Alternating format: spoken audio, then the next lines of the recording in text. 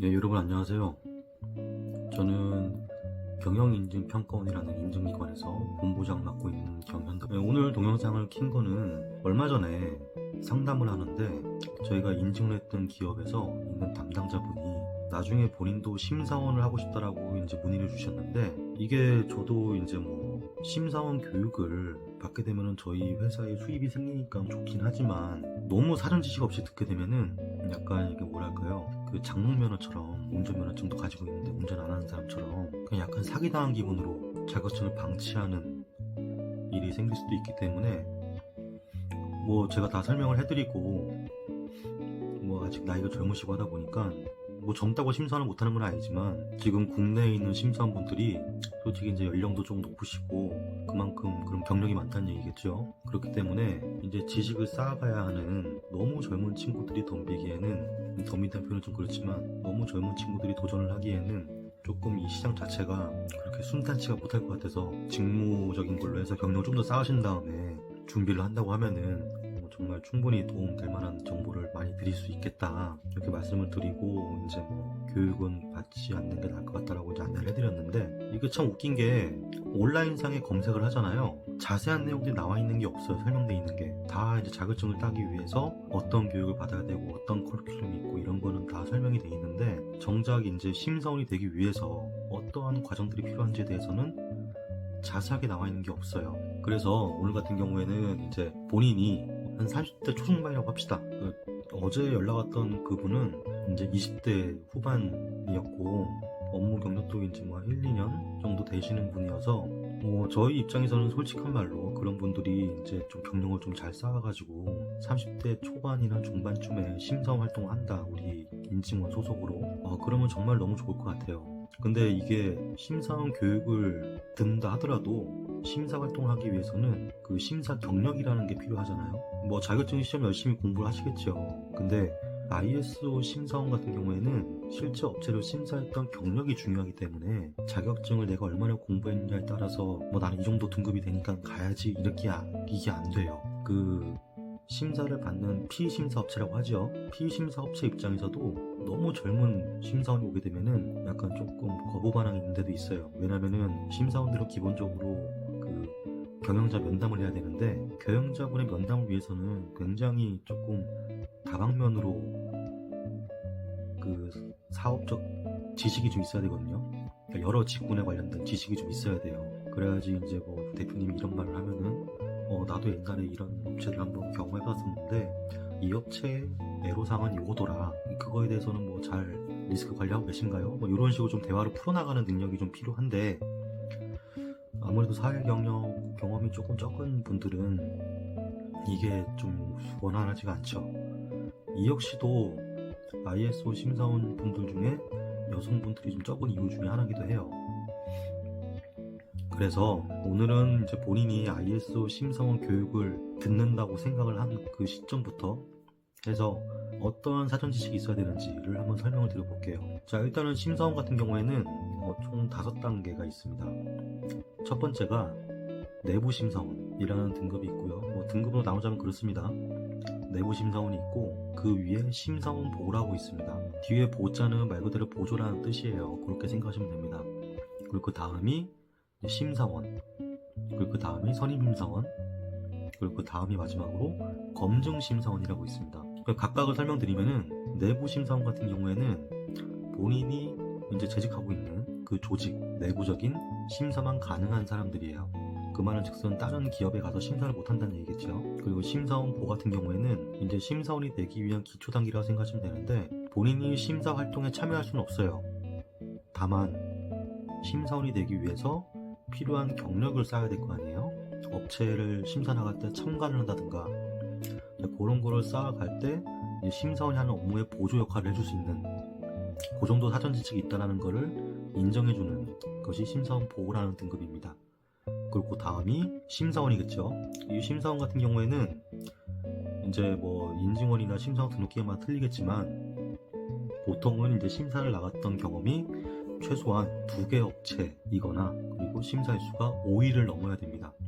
그렇게 되면은 이 사람이 심사 심사를 할 때 심사원이 3, 4명이 한꺼번에 가는 심사를 한다 그러면 그 중에 팀원으로서 역할을 충분히 할 수 있겠구나 라고 하면은 심사원이라는 등급이 주어집니다.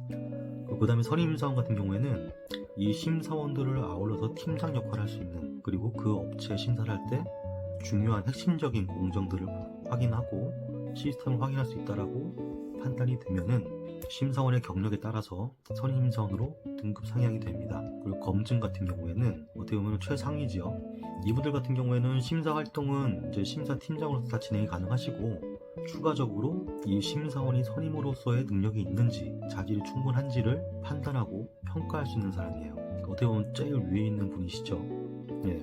그래서 보통은 이렇게 등급이 나눠져 있어요. 보통은 심사원 보를 취득한 다음에 심사원까지 된 상태에서 심사를 경력을 쌓으면 되겠지, 아니면 심사원 보에서 여러 업체를 다니면서 참관을 하면 괜찮겠지라고 하는데, 이게 실질적으로 여러분이 직장생활 하면서 불가능합니다. 연차의 개수는 한정이 돼 있고, 그리고 보통 심사원분들이 같이 나갈 수 있게 이제 어떻게 보면 배려를 해주셔야 되거든요.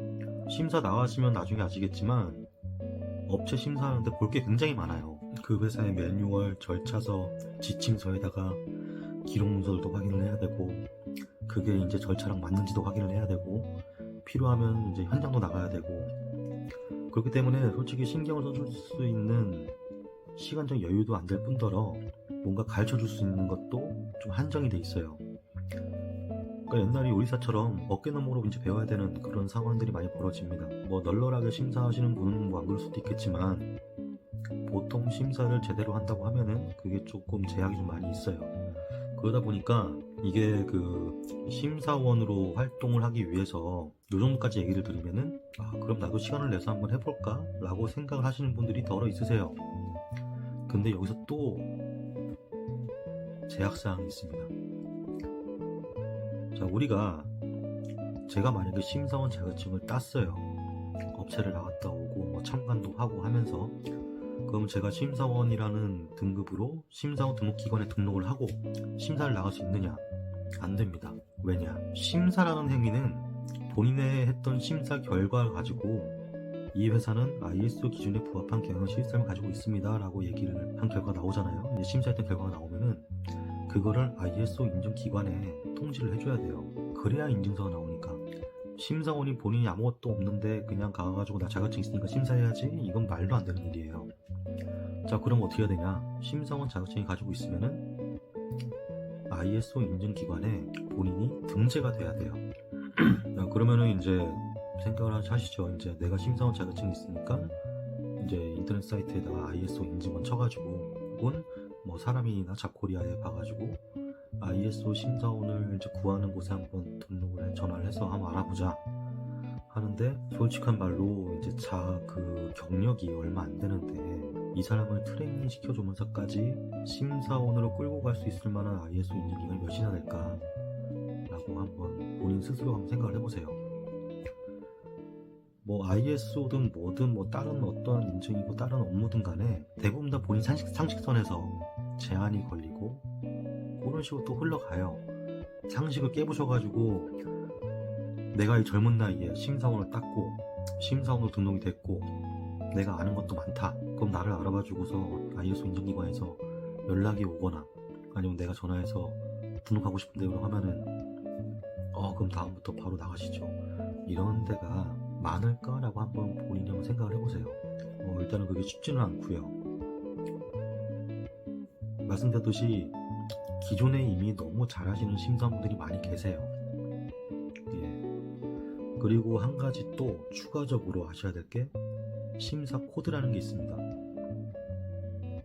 그거에 따라서 이 심사원이 요 직군에 전문 지식을 가지고 있다는 걸 증명을 해서 그 코드를 받아야지 그에 해당되는 업체 심사를 나갈 수가 있어요.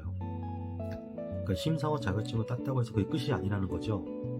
ISO 인증기관에 등록도 해야 되고 심사원 코드도 받아야 되고, 그리고 본인이 이제 심사원 자격증을 유지하기 위해서 여러 가지 이제 세미나도 다녀야 되고 교육도 들어야 되고 할 게 굉장히 많아요. 그래서 요거를 또 됐다고 합시다. 그럼 그걸 또 알아보기 위해서 인터넷 치면은 안 나와요 또. 그럼 또 ISO 인증기관에 또 물어봐야 돼요. 담당자분한테. 이게 그러니까 ISO 자격증 따는 것만 해도 충분히 이제 복잡한데 거기에서 실제 심사원 활동까지 하기 위해서는 또 여러 가지 또 알아야 될 것도 있고 제약사항도 있기 때문에 누가 이제 자기 소속으로 해가지고 이렇게 한번 갑시다 라고 하지 않는 이상은 ISO 심사원이 되기 위한 과정을 밟는 게 굉장히 까다롭고 귀찮고 뭐 정보의 제약도 심하고 그래서 좀 많이 포기들 하세요. 뭐 차라리 처음부터 얘기를 하실 때 저는 뭐 취업이나 이직을 위해서 그냥 ISO 자격증 필요하니까 이렇게 취득을 하려고 합니다 라고 하면은 차라리 그건 속편해요. 근데 그게 아니라 실제 심사원으로 활동하기를 원하신다라면은 알아야 될 게 굉장히 많다라는 거죠. 근데 이제 심사원이 돼서 활동을 하게 되면은 당연히 좋은 점도 있죠. 이거는 이제 조금 나이가 좀 되셨거나 아니면은 퇴사하고서 뭘 할까 라고 이제 생각을 하시는 분들이 있으시다면은 한 번쯤은 그래도 고민해볼 만한 직업이 아닐까라는 생각을 해요. 그래도 당연히 쉽지는 않겠죠. 근데 제가 이제 이 직업을 조금 추천드리는 이유 중에 하나가 일단은 본인이 알고 있는 지식을 퇴사를 하든 뭘 하든 간에 그걸 끝까지 좀 활용할 수 있는 외단되는 직업 중에 하나예요. 본인이 알고 있는 지식선상에서 ISO라는 자격증을 얹어서 추가적인 교육이 된다면 굉장히 좀 시너지가 일어날 수 있는 직업군이라는 거죠. 그리고 요즘에 뭐 ISO 심사를 뭐 온라인으로 한다 이런 얘기들이 조금씩 나오고 있는데 이 기업의 경영평가를 그러니까 경영 시스템을 평가한다는 게 AI 가지고만 평가가 가능할까라고 한번 생각을 해보시면은 지금 단계는 아니다라는 생각이 들어요. 왜냐면은 그 회사마다 처하고 있는 상황도 틀릴 거고 그거를 면밀하게 알아보기 위해서는 뭐 AI가 뭐 분석을 해가지고 뭐 답을 주는 거 가지고 정말 속 시원하게 우리 회사에 대한 시스템에 대해서 어떤 리스크가 있어서 내가 이렇게 만들었는데 이게 평가를 받았었을 때 맞다 틀리다가 아니라 틀리더라도 이런 방향으로 나중에 추후에 변경이 필요할 것 같다라는 식으로라도 조금 방향성을 제시해 줄 수 있는 그런 업무 이제 심사가 이루어져야 되는데 물론 이건 컨설팅이랑 다른 얘기예요. 회사가 원하는 방향을 알아야지 그에 맞는 부족한 거에 대한 부적합을 낼 수 있기 때문에 그걸 개선하면서 조금씩 발전하는 거거든요. 근데 그거는 아직 AI가 하기에는 좀 무리가 아닌가라는 생각은 듭니다. 그렇기 때문에 이 ISO 심사원이라는 게 아마 4차 산업 때까지도 아마 사람을 대체하기는 쉽지 않을 거다라는 생각을 해요. 그리고 제가 좀 젊은 친구들이 있으면 좋겠다라고 했던 게 이제 슬슬 세대 교체가 이루어질 때가 온다고 생각을 하거든요. 뭐 저같이 젊은 친구들도 지금 뭐 젊지는 않지만 저 같은 나이대의 사람들도 이제 슬슬 ISO 인증 시장에서 이제 회사에 뭐 어느 정도 직급을 가지고서 활동을 하는 사람들도 있고 심사원도 분명 있습니다. 저랑 비슷한 나이 또래.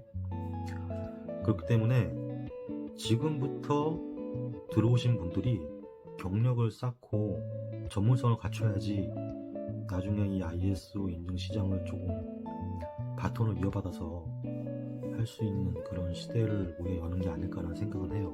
그래서 젊은 친구들이 좀 도전했으면 좋겠다는 것도 있고요. 만약에 젊은 분들이 이제 이렇게 한다고 하면은 저희 입장에서는 아마 한 10년 뒤를 봤었을 때 굉장히 큰 힘이 될 것 같아요. 그래서 조금 많이 관심을 가졌으면 좋겠는데 뭐 제가 이런 영상 찍는 것도 너무 이제 단편적으로만 보고 나서 ISO 신청이 돼야지 혹은 뭐 자격증이 있으면 어떨까 이렇게 접근했다가 그 뒤를 못 넘어가는 분들이 많으셔서 조금 답답하고 안쓰러운 마음에 영상을 찍게 됐는데요. 물론 지금 오늘 말씀드린 게 전부는 아니에요. 하지만 최소한 이 정도는 아는 상태에서 내가 심사원을 해야지 라는 것보다 내가 지금 직장을 다니고 있는데 이런 걸 좀 알고 난 다음에 도전해보면 어떨까, 나는 그 정도의 계획은 세울 수 있을 정도의 사전 지식은 갖추길 바라시는 마음에 영상을 찍게 됐습니다. 저는 같이 활동할 수 있는 좀 젊은 심사원분들이 있으면 너무나 좋을 것 같아요. 오늘은 첫 영상이고 뭐 두서없이 시작을 했지만 그래도 ISO 심사원을 생각해 두고 계셨던 분들한테는 조금이나마 도움되는 그 영상이 되기를 바라고요. 다음부터는 저희가 실제 심사를 했던 기업들의 사례를 가지고 현재 지금 사회적 현상에 따라서 이 기업들이 지금 관리하고 이 기업들이 생각하고 있는 리스크가 조금씩 틀려지거든요. 그런 거에 대해서 한번 좀 얘기를 해보려고 합니다. 이거는 뭐 제 개인적인 생각이니까 뭐 듣는 거에 따라서는 좀 불편할 수도 있어요. 그런 건 조금 감안해서 들어주시길 바랍니다. 오늘 영상 봐주셔서 감사합니다.